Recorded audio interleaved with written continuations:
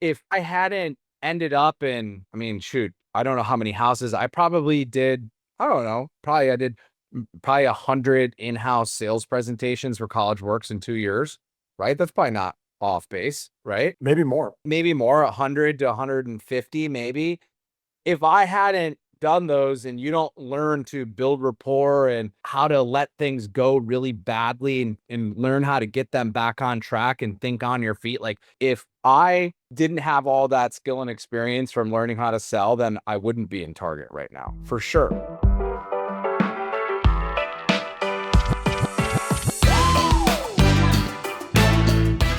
Welcome back to the Edge of Excellence. I'm the guest host today, Sean Phelps, president at College Works.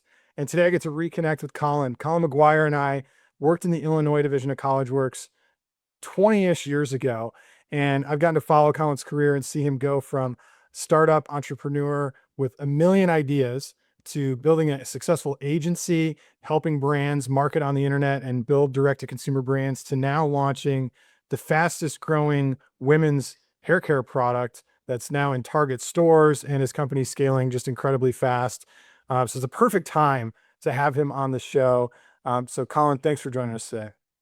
Yeah, man, I'm glad to chat. It's going to be fun. Thanks for having me. So let's start where we always start on the Edge of Excellence, which is your definition of excellence. So how do you define excellence? That's a great question. Maybe I should have watched the show before joining, and I could have anticipated that question. How do I define excellence? I would say that there's like kind of two parts to excellence. The first part is simply just like doing what you say you're going to doing what you know you should do. And the second part is probably like remaining calm and stoic and doing whatever it is you're doing. And I guess the third part is, some form of, again, doing it to the best of your ability, doing it, to the highest perceived effort that you have. But yeah, I don't know. That's a great question. So I've doing what you say you're going to do, doing it calmly in the face of adversity, and trying to be the best. So yeah. love that. Why that calm piece? Why do you have that one in the middle? If you're going to do anything on the biggest at the highest levels, on the biggest stages of planet Earth, like, and you expect it's going to go well, you're not going to do well. You're going to get smacked in the face. You're going to get ripped down, not just once, but a million times. Whether you're trying to achieve something physical, you're going to go through, injury and setback and a million different challenges. If it's something like building a business, it's going to be really hard. Like, a lot of people will look at Glimmer and think that it's like an overnight success because we're on a winning streak right now. But most people don't know that I ate shit for 20 years. You know what I mean? Building a bunch of different businesses that did not go well. And throughout all that time, like, I learned that you really got to enjoy the process and you got to remain calm in some really dark and hard times. And if you do, then you're going to make it through to the other side, And so if you just, continue to stay calm and don't let it ruin your life, you can, stay in the arena and compete for a longer period of time before. I've just seen people build businesses and it let the businesses actually wreck them, like mentally, physically. And I think that if you can do your best to not let those circumstances eat you alive, you can stay in the arena longer. And so I think it's not just like doing what you say you're going to do and like doing it at the highest level, but like remaining calm because things are going to go wrong and you better be ready to handle it. So expect it. Expect Yeah, some expect it. curveballs and remain calm. You got to be the calmest person in the room. So I love that. So the audience is a lot of younger people trying to explore careers, and we like to have people from engineering to accounting to medicine to business on to talk about, what do you do? What's your life like? What skills do you need to have to do it? What kind of personality is a good fit? And I think everybody listening is probably in high school or college or in their early 20s thinking, what do I want to do in the future? Take yourself back to your days. I think you were at Illinois State, if I remember correctly. Go Redbirds. Yep. They're Redbirds, right? Yep. Not known for their athletic achievements. but No. uh, a fun place to go to college in Illinois. And so, what were you like back in your Illinois State days and in high school and college? What were you thinking about doing in your career? Um, Fortunately for me, I knew pretty early on in high school that I was going to be generally unemployable, um, which was a good Standard thing. entrepreneur profile. Yeah, I struggled really bad in the classroom setting, and I knew that. In high school, I had an IEP, an individualized education plan. I was in like the special education study hall to get extra time for homework and stuff. Like I needed that extra time because I had such severe ADHD. Um, and the thought of going to college was a really rough one for me. And the further thought of sitting in an office and not doing something that interested me was terrifying. And so I actually lost a bet to my mom to go to college. Um, so I told my mom when I was in high school that if she got her 2-year degree while I was in high school, so she was working a full-time job, she worked a part-time job at a Christian bookstore, and she also went to night school, a few days a week, and she got her 2-year degree. And so because she got her 2-year degree, I decided to apply to college. And so that's how I ended up at Illinois State University. Not proud to say it, but man enough to say it. The reason I selected ISU is because my brother managed a bar on campus at Illinois State University in Normal, Illinois.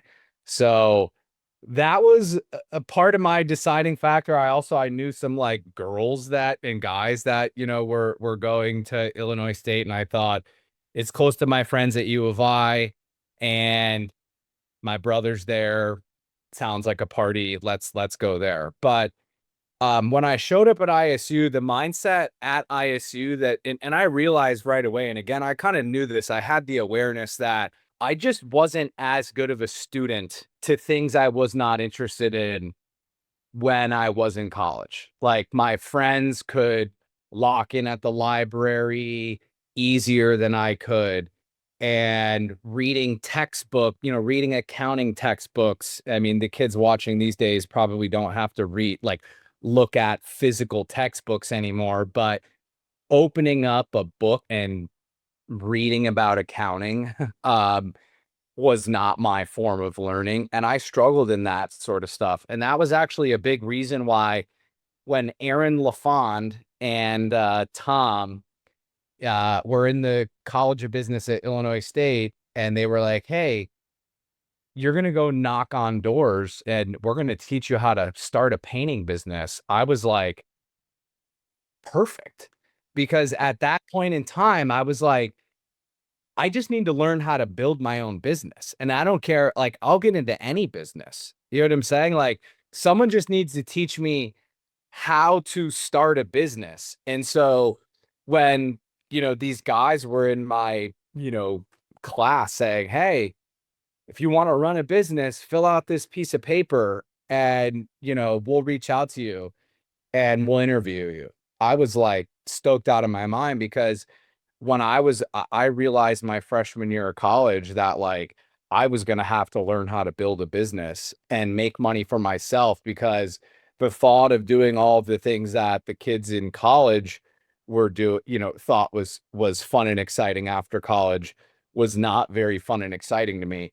I will say the only other thing that I thought I could do other than being an entrepreneur, which I wasn't, it was kind of like not my number one plan because it involved a lot more school, was I thought maybe being a litigator would be fun.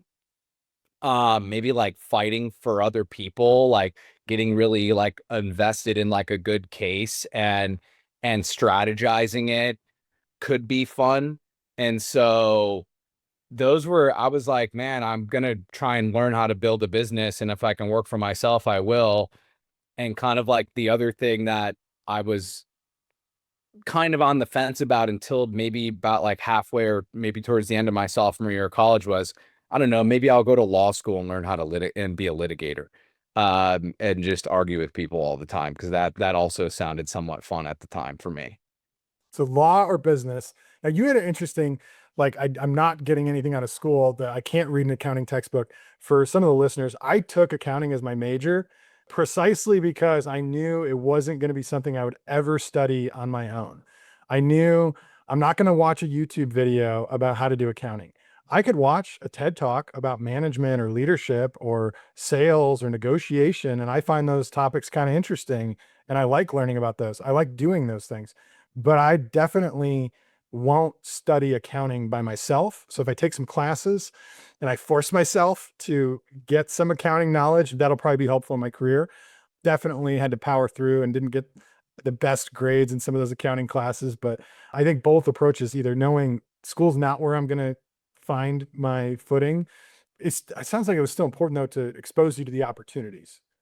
Yeah, no, it for sure. I'm glad I went to college. And um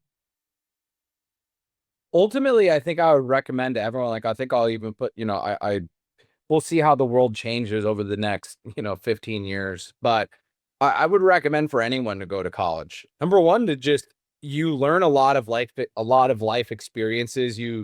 It forces you to, adhere to a schedule and, live on your own and battle through adversity and a number of different like life skills. But you meet a lot of other talented, smart, talented people in college.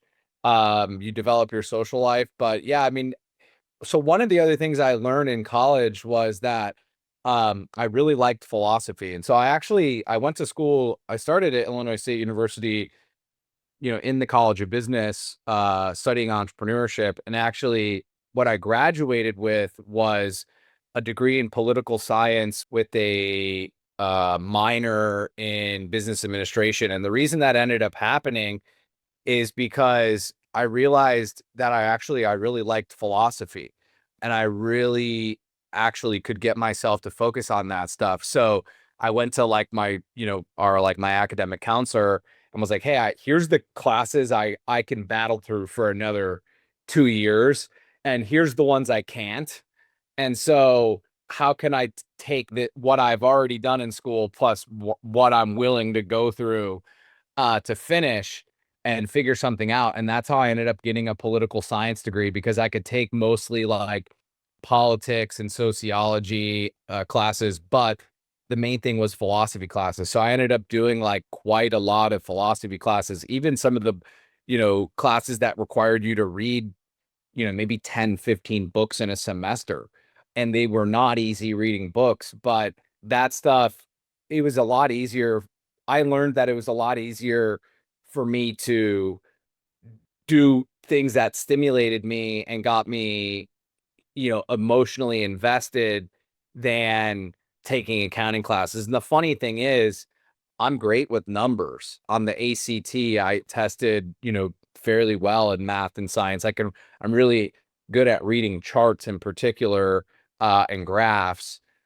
And, but I could the business classes are really difficult for me. I learned were very difficult for me to do. And the funny thing is, like, by the time I graduated from college, I understood gap compliant accounting, by way of teaching myself actually. Yeah, I think it was called Udemy, like the letter Yep. UDEMI. And I actually bought a gap compliant accounting course on there. It was like 10 or 15 videos. And this guy walked through and talked about it in a much more digestible way that like I could understand. And that's how I learned accounting when I graduated. So just stuff like that. Like I learned in college that, I had to face the world in my own way. I had to fight my own fight, and I wasn't going to do that, fighting everyone else's fight. And I think that's something you learn when you go to college. Awesome. So career wise, you started a bunch of businesses. When did you start your first business? Um, I mean, like I started a lawn mowing business when I was a child, like, in high school. But I think my first formal business after college works was I basically started selling t-shirts on campus, at Illinois State. and eventually turned that into an online t-shirt business. And actually, I also started, actually, I think technically right before that, I did start a business basically offering like flyering houses and parking lots for local businesses because I learned how to do that at College Works. And it was like, I realized that there was some people willing to pay for it. And so we would flyer cars at like the local gym, all of the shopping centers and like local neighborhoods. So if you were trying to drum up leads for like, a local business or a dry cleaner or something that was in town, we would go and like flyer parking lots and houses. But I only did that for like 6 or 10 months before I realized, like, wait, there's something here with this online t-shirt business. And luckily, I got, involved in e-commerce really early on, before it was cool. And so in like late 2010, early 2011, I started toying around with meta ads. And by early 2012, yeah, I'm just trying to remember the timeline. By early 2012, I started to realize the power of it and started like making, pretty good money for a C student at a beer university. That it was a it was pretty good money at the time. Um and so yeah, I think my first business that I formally set up was probably that like marketing company, but I didn't do that for very long. I'd say like the first business I actually stuck with was that t-shirt business. It was called Faded Tanks. And I think I started it in 2011 or 2012. I can't remember. Um, So but how long were you running that business before the next business or the agency began? so I started running. So basically, I started a business called ViroCart LLC, and ViroCart LLC actually was doing business as Faded Tanks and a number of other different things. And then I realized that you could actually source things from overseas in China. Again, this is like before AliExpress and like, Alibaba did exist at the time, I believe, but it was not even remotely what it is now. Okay. So you have to realize that like at this time it was a pretty crazy entrepreneurial idea to start sourcing things from overseas in China. But I realized it from running the Faded Tanks business that if you could kind of buy a product that was very marketable on social media, particularly with social media ads, that um you could make good money. And the way I saw it was not like, oh, I'm gonna build a really big um t-shirt company, or I'm gonna build a really big rave glasses company. It was more like, hey, here's kind of like a hustle, right? Like right now, rave Trend. glasses are trending. Yeah, EDM was getting extremely popular, and you would buy like diffraction glasses kind of at these like raves, or at these EDM, concerts, whatever you want to call them. And I realized like, wait, I can buy these overseas from China for 83 cents a piece and sell them for $15 online.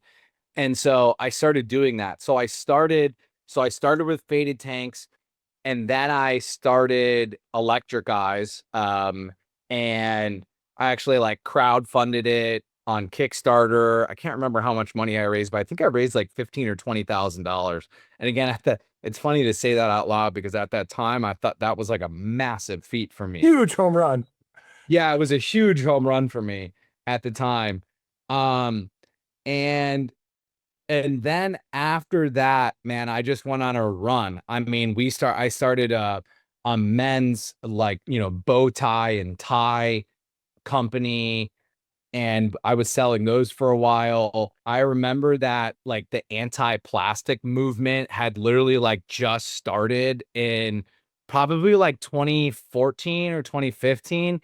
And I started noticing Google used to be like a lot more like transparent about search volumes and search data. And I just remember that there was a lot of growing trends for wooden toothbrushes, non-plastic toothbrushes, and there wasn't a lot of listings on Amazon. I remember the very first $100,000 in profit I had ever actually like made in, I don't know if it was a month, but it was less than a quarter for sure. I just remember the very first amount of money I had ever made, like a lot of money in a short period of time, was selling wooden toothbrushes on Amazon because I noticed that there was a lot of Google search volume and not a lot of sellers on Amazon. And so the reason I bring this up is I started a lot of these, different hustles, and I did them from anywhere from like 6 to 10 months. And then I realized that you could sell these websites on, there was like online marketplaces mainly for like SEO optimized websites that were getting like lots of Google, traffic from Google and other search engines, like organic search traffic. And there was a website called flippa.com, Flippa. I don't even know if it's still around anymore. I think it is. And I realized like, wait, people are willing to buy these websites from me. And so like when I was kind of getting ready to be done with it, I was like, all right, this isn't the thing anymore. I was going to go do something else. I would sell it on flippa.com for like 20, 30, 40, $50,000. So because they had been making money and I had like, I would sell them like the PayPal account. And at the time it was pre-Shopify. So we were selling on WordPress with WooCommerce. And so I would sell them like the website and the Stripe account and the PayPal account and all of the social media accounts. And it was kind of like a little like business, like website business in a box kind of. And I started like selling them on there. And that was also like another like profit center for me. So, a lot of my friends after college, they got jobs, at that time. And I graduated in 2012. So a lot of my friends were going to work for $50,000 a year. You know what I mean?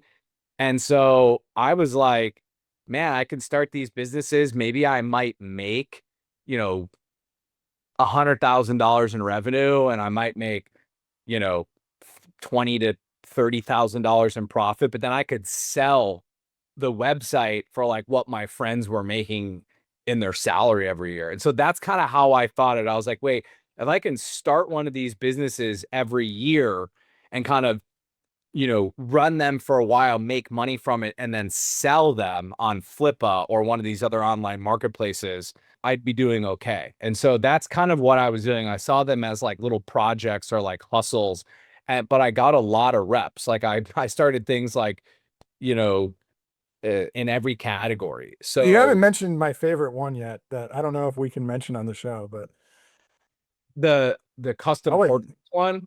no, not the custom portraits one. It was a prank gift that you could send Oh, somebody. yeah. That's actually a pretty funny story. So I started a website called Send Your Enemy Dicks. And hopefully it was, the premise of it was there was a Louis C.K. stand-up bit. There was like a Louis C.K. I think he also got canceled now. Maybe he's not cool anymore, but I think he sent too many dicks to people. yeah, he said like eat a dick, and I thought that was hilarious. And then one of my friends actually pranked me by giving me a bag of penis shaped gummies, before we went to the movies. And I was like, this is hilarious. Like, um, and so we actually started I built a website where you could anonymously send, a package, and it had glitter and a cellophane bag with penis shaped gummy candy in it and a note that said like eat a dick. And that was it. And there was like, we kind of like went viral. That website actually, I ended up shutting it down because we uh were getting contacted a lot by local police departments, mainly because kids were sending it to their teachers at school. And so there was like local police departments would like, fill out the customer service form on our website or like contact me. And eventually I decided like, I'm just going to shut this thing down. But there were other prank websites that kind of took, you know, The idea. yeah. And there was, at least at one point in time, like a lot of them that you could do that same thing. But then I think they took like the anonymity away from it. Like you couldn't do it anonymously anymore. But I'm not sure. Again, like that was a little thing where like that probably did, I don't know, anywhere between like 70 and $90,000 in revenue, that project. And again, you spend money on ads, you spend money to like buy the website and, buy the domain and build the website and get things designed and, you know, buy all the stuff that you were going to use to ship, like the glitter, the confetti, and, things like that. And so I would imagine like, again, I don't have any of the financials, it's so long ago, but I would say that sort of business would do like $75,000 in sales, and I would probably make like 30% in profit from a small project like that. And so like those little hustles would go on where I would make, 10, 15 grand over, a few months, but enough of these projects kind of overlap that a few of them were paying me every month, like one or two of them were paying me every month. And so like I got a lot of reps, just doing really weird stuff. But yeah, those were a lot of my earliest, like some of them I don't even call businesses. I just call them like projects. Like they were like, they were businesses. Most of them were just like DBAs that were attached to an LLC that, I kind of had, I was doing a bunch of different like internet A projects. portfolio of these different Yeah. projects. Yeah. And that's what gave me my inspiration for the marketing agency. Like, you know what I mean? And so it was all a really, interesting story. Eventually decide we can do this for other people. I can build a team and we can scale this and help other businesses with their digital marketing. And I've learned everything I could possibly learn because I've done every little type of online business, whether it's selling on Amazon or buying products overseas or packaging the products and shipping them out. And we've had to figure out all this stuff. And the real secret here isn't the next product or idea. It's an agency that we can do this for other people. Exactly. So the very short story is that basically I was doing I felt like I was like hustling and hustle mode, and I wanted to start a real business. So I had to actually like writers from like Inc. magazine and Fortune and Fast Company, like way back in the day when these brands were, I mean, they're still pretty iconic brands, but when people read articles, now everything's like BuzzFeed and all that. yeah, now everything's like on social media, right? Like Instagram Reels and TikTok is the news now, right? But writers were reaching out because there was not really any e-commerce experts, right? Like in the startup world, there was like e-commerce people went to like tech startup conferences. We didn't have our own, conferences, and there wasn't really any thought leaders in the space. And so like I had gotten quoted in like one or two articles, and then because I was in those one or two, I started getting contacted from all these people. Eventually this conference was like, hey, do you want to speak at this conference? And I was like, yeah, that sounds awesome. And I remember I had just lost, I just took a humongous L, like the biggest L in my career at that time. Like I can't even remember what I was doing, but I invested a lot of money into doing something, and it didn't work out. And I didn't really have much money. And I remember my dad had to drop me off at the airport, and I had to book like a $40 a night hotel room, like off the strip in Vegas, in order to go to this conference, to speak at it as like this expert, right? And I just remember like, yeah, I met my business partner there, and he was running a different agency. And he was like, dude, I want to get out of like, PR and content marketing, and e-commerce is the future. Like, all about this. And I was like, dude, I've been looking for a co-founder. You know how to build and run a real agency. I know how to do all the e-commerce stuff. And so that's how we started Boomin, under the thesis that like he knew how to run an agency. I knew how to do all the e-commerce stuff, build websites, Google ads, social media ads, you know, uh, paid, all of the paid search and paid social stuff. And so we started Boomin as a marketing agency just to, yeah, help other businesses. So we started kind of specifically with e-commerce. And at the time, mobile apps were huge. They're way bigger than they are now. Like you used to have like, now you still do have a million apps on your phone, but you could like start a mobile app business and make a bunch of money at that time. Now it's less so popular, but yeah, we started Boomin literally just as it's just a growth marketing agency, and it still is. Like the DNA was like, the DNA of the agency is like, we will be your growth partner. So we, build or optimize your website, run all of your paid ads. We do all of your email and SMS marketing. We're a full service growth marketing agency, and that started 9 years ago. So we started that in February of 2017. We'll be 10 in February of 2027. So we celebrated our 9th birthday earlier this year, and yeah, we'll be 10. So great team. It's like we've got like a 30-person team there. Most of it's all like US talent. If we do have like outside the US talent, it's in like the UK or other places. We don't like, source, cheap talent from, parts of the world just because it's cheap. And yeah, we've had a lot of success in the agency. It's a very like mature business now. And, we've been early adopters and innovators in that space for almost a decade now. So yeah, So take us to now your big project and what we're really excited about you sharing with the audience. yeah, so basically my wife and I and my partners at the agency started a hair care business. You can see some of the pink stuff behind me, but it's called Glimmer.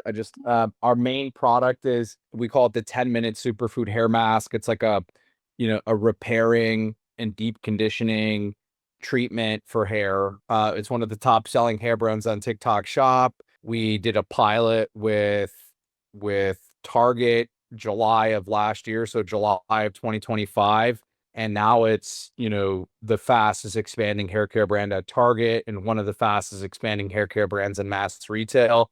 We also sell in 600 stores, 600 TJX stores in Canada. So 2 mass retail partners. We just raised $2.4 million from a group called Springdale Ventures to kind of fund and unlock the next level of growth. And as a part of that venture round, we brought on a gentleman who co-founded, one of our strategic investors in the round is a gentleman who co-founded one of the largest independent beauty distributors in the US. And so they have like 40 or 50,000 doors, retail doors in the US, or meaning like retail locations. And yeah, we're on an insane trajectory now. Like, we're Target's a huge retail partner for us. Our DNA is direct consumer, so our website's still a majority of our sales. And yeah, we're expecting to build a really big, household hair care brand, kind of combining, you know, my digital marketing and you know, combining my digital marketing expertise and the scale of kind of mass retail. But yeah, we've built we just like nerd out on products and make sure we have a really good product and just pair it with good marketing and good distribution. And that's the magic of it now. But yeah, So it's taking all of that agency experience and all this testing a billion different product ideas for 3 months, 6 months, a year, and now going, all right, this is it. This we're doing. This is going to be running for a decade plus, and we're going to build a huge company. Some people think maybe it takes luck, but there's luck involved. But luck is always when opportunity and preparation collide, right? When they meet, yeah. and the preparation is clearly there. You prepped through all this digital marketing experience for all these different brands to figure out what's going to work and what's not going to work and gain all that experience. But then you also have to have all these different opportunities going on, all these clients you're working with the agency and these projects you're doing to figure out which one is going to be the thing that really takes off. So you've taken off. I don't know if you could share publicly numbers, but how fast of growth are we talking? Yeah, I'm happy to share some numbers. So we've done like $12.5 million in sales lifetime since basically January of 23. We expect to finish the year this year pretty scaled. So on July 13th, so today's June 24th, the day we're filming this, on On July 13th, we go nationwide and we expand from 3 to 8 SKUs with Target. So we'll have eight products nationwide with Target. So we just got like 7 figures worth of POs just from the set order from Target this week. So we plan to finish the year like just below 12 million this year, between like 11 and 12 probably is where we'll settle this year. I expect, just with the level of like where we're going to start next year at, and just the amount of doors we'll probably expand to next year, I imagine we'll finish between like 30 and 50 million next year. It'll be like immense and fast scale, just because when you can layer in, I call it a brick and click strategy. Like the internet is super scalable. I can put like tomorrow morning, I could buy 10 million impressions on Instagram and TikTok if I wanted, right? And so if you have the right retail partners all around the globe and you can kind of pair your brick and your click, like it becomes so scalable. And so, yeah, I think we're in a really, really, really interesting position to like, become a household, hair care brand in basically like 12 months time. I would say like, by basically July 1st next year, I think Glimmer is going to kind of be in the early stages of like, being a very large brand in mass retail. That's awesome, man. Congrats on the success. Thank you. So I think skills scale pretty fast. And so if you get skilled at customer service or sales or management, it is pretty similar. That's my thesis anyways, that when you're running like a CollegeWorks branch and you learn how to knock on doors and get leads, or you learn how to convert leads into appointments, or you learn how to sell a job, that it's the same as if you were selling a $20 million piece of real estate, or if you were selling investments in a stock portfolio, or selling to pension funds Yeah. for your hedge fund. Do you feel like you're having to skill up tremendously, or the skill is already there from all the prior experiences you've had? How different is running a $30 million business versus a $80,000 in 3 months business? Well, in a lot of ways, like earlier on, the perceived effort and challenge is way higher, right? In the early stages of business. But I will say that I do fully agree with you. And I tell people all the time that truly and truthfully, I think the best thing I ever did in my entire career was knock on doors, door to door sales, and learning to go walk into someone's house and leave there with a check for a house that we weren't going to paint for maybe 3 or 4 months. It was probably the absolute best skill I could have ever learned.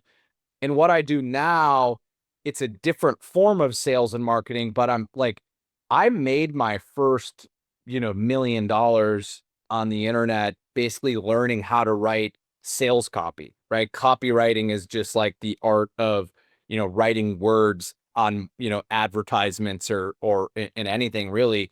And really all it is sales. And so what you learn from, doing door to door sales and getting really good at that translates very well into like digital copywriting. It translates very well into raising venture capital funding. It translates very well to walking into Target HQ and pitching your brand when you thought you were going to be in a boardroom. She goes, actually, do you just want to sit down on this little table in this cafeteria? It's loud. Now I don't have like, There's no all PowerPoint. there's no PowerPoint, right? It was just me and her, right? And if I hadn't ended up in, I mean, shoot, I don't know how many houses I probably did. I don't know. Probably I did probably 100 in-house sales presentations for CollegeWorks in 2 years, right? That's probably not off base, right? Maybe more. Maybe more, 100 to 150, maybe. If I hadn't done those and you don't learn to build rapport and how to let things go really badly and learn how to get them back on track and think on your feet. Like if I didn't have all that skill and experience from learning how to sell, then I wouldn't be in Target right now for sure, because everything that could have gone wrong went wrong. She showed up late. She picked me up from the waiting room late. We didn't go into the boardroom, right? It was just me and her sitting on a table, and I had to think on my feet, and it ended up going well. But I think that all of those skills translate very well from doing door-to-door sales. And I tell people that all the time. I get asked the question all the time, like, what's the number one thing that I think helped me in my career? I would say go do door-to-door sales. Seriously. You will learn more in doing 2 years of door-to-door sales than you will learn, or just sales in general, like any like hand-to-hand combat sales role, you're going to learn a lot, but particularly in door-to-door. But to answer your question on what skills have changed, Because I will I say, received the digital marketing is like you know how to do it. You know how to identify an audience, make an ad, see if the ad works, test it. And the only thing that changes is how much do we spend? Like yeah, the ad is zero because we are selling more and we have a bigger audience and a bigger product that's in more places. And so yeah, we add a zero to the spreadsheet, maybe add another zero to the spreadsheet and a comma, but it's the same thing as if I'm running ads for Electric Eyes versus Glimmer. It's just I'm doing more of them. yeah, my role has changed a lot though. Like now I'm in like an actual like CEO role, which is actually a really scary place to be for someone like me, but I've learned to embrace it and have fun with it. But I don't really get to touch a lot of the marketing stuff anymore. Obviously, I'm not a beauty influencer. I'm not really like yeah, I don't have beautiful hair, but I will say that like my role has changed a lot. Like the main skill that you have to learn kind of getting into more of this like actual CEO role is, man, you read a lot of agreements and you're assessing a lot of risk. And so it's less so like all the fun and there's still a lot of fun and exciting things, but you really have to pay attention to the things that could kill you. You know what I mean? Like the product liability insurance and the D&O insurance and hey, what does it make sense to go all in on target? What if they pull our business? Like, what would our backup be? Like having redundancy plans in place. Like we're in a position now where, there's a lot of people who are married and have kids and pay their mortgage, and you know what I mean? Like I have investors now, like I'm a steward of their capital. Like, this thing can't go wrong. And if I've learned one thing over the years, it's like what can go wrong will go wrong. And so it's better. It's like not like your problems aren't going to go away. You just get like way better at handling them. And so you have to start like seeing ahead. And so I do lots of like risk management, risk planning, redundancy planning. Like I spent basically all day yesterday making sure like, okay, if Target doesn't go right, what does our business look like if we needed to like immediately switch gears in February of next year? And that's very likely not going to happen, but you don't want to get caught with your pants down trying to figure out, how you're going to save your business. Now, this is just like, plan B or plan C, right? There's three plans. Like if this does go right, great, we'll continue that path. If it doesn't go right, we're going to go down this path. And we already kind of have that path primed, right? We're having the conversations, right? Like we're getting quotes, we're understanding like who would we work with, like what sort of retailers, like, whether things would need to change. And we'll prepare all of those things ahead of time. That way, if things do go wrong, we're ready to go. And I'd say that's the main skill, like just being able to slow down and really start to think through all the scenarios, plan for them and prepare for them. Like that's a skill that I've like been really, kind of exercising and developing and spending time with. It's very slow, boring work. Not very exciting. And so Strategy. yeah. It's a lot of strategy. So we're going to maybe have a hard time getting you on the show, hopefully, again in the future, because in 5 years, it's going to be, well, Colin's too busy for us. And he's, got too many other shareholder meetings and shows and things to be on. So, what advice would you want to leave for the audience and young listeners going, I want to be an entrepreneur like you in the future. Maybe I'm interested in e-commerce or building a brand. What can I do? You mentioned sales experience. We talked about that, but what's a system or process they can implement in their lives to put them on that track to excellence? Um, I would say like plan for the long game and try to figure out a skill that's very valuable. Sales is very valuable. Like if you learn how to sell, that's transferable to a bunch of different, careers. But for me, I identified like, wait, I think I have something here in that like internet ads are probably like never going to go away. Like, I don't think like our computers and our phones aren't going to go away. Like maybe the social media platform will change, but the ads will still always be here. So pick a skill and just go with it and play the long game. Like get really good at it. Like I did that for, I've done that for 10 years, right? And that translated into me building what I'm building now.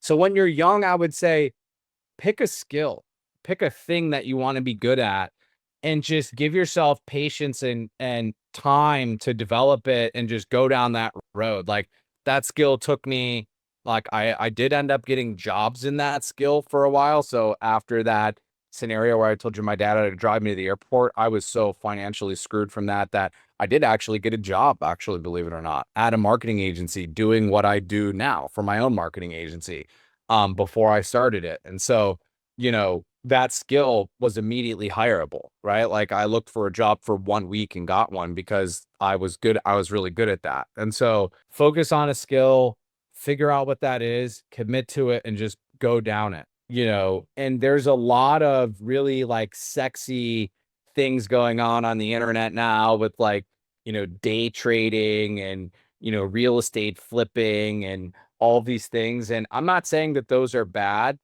but I will tell you that a lot of the most successful founders and entrepreneurs that I look up to, right? Like married men who have kids and they have successful businesses and they, have great marriages and these sorts of things. They played the long game. Like, yes, of course, there's always, outliers, but a lot of the fast money you see to be made on the internet is not as great as it looks. And don't be distracted and wooed by it. Like just call your shot and make it and give yourself like 5 or 10 years to get there. And you will get there. So, I would just say like stick to one thing, figure out like, hey, where can I start to get in there and just do it. I know someone who has a very large like protein and like health bar company. So they make like, protein bars, health bars, they sell at Costco now. And he was like, he kind of knew he wanted to get into the health food space. So he just went and worked at like a health food manufacturer for like 3 years, 3 to 4 years, and was like, I just want to learn how do you make health foods? Right? Like I'm going to get in the four walls of the factory and like, however I can get in there. And I'm going to, he bounced around from like sales to account management to this, to that, to like an operations guy, right? Like, and he learned how to do it. Now that skill was very transferable. Like he learned how to make health foods. Now he runs one of the largest health food brands in our space. They sell at Costco, 7-Eleven, like a bunch of different places. And so I would say, you know, call your shot, figure out what you want to get into, and you might get a really unsexy job for a while. It's probably going to suck for a while, but just give yourself patience and know that with time it'll come. And that's really my one piece of advice is like, I don't care what you want to do, just give yourself time to get there. Like it's not going to happen overnight, and just give yourself patience. Awesome, man. Well, we're cheering for you and we're pumped to Thanks, see the dude. success you're having. Really appreciate you joining today and thanks for being on the Edge of Excellence. Yeah, man, it was great to be on here, and I'm happy to join in the future with an update.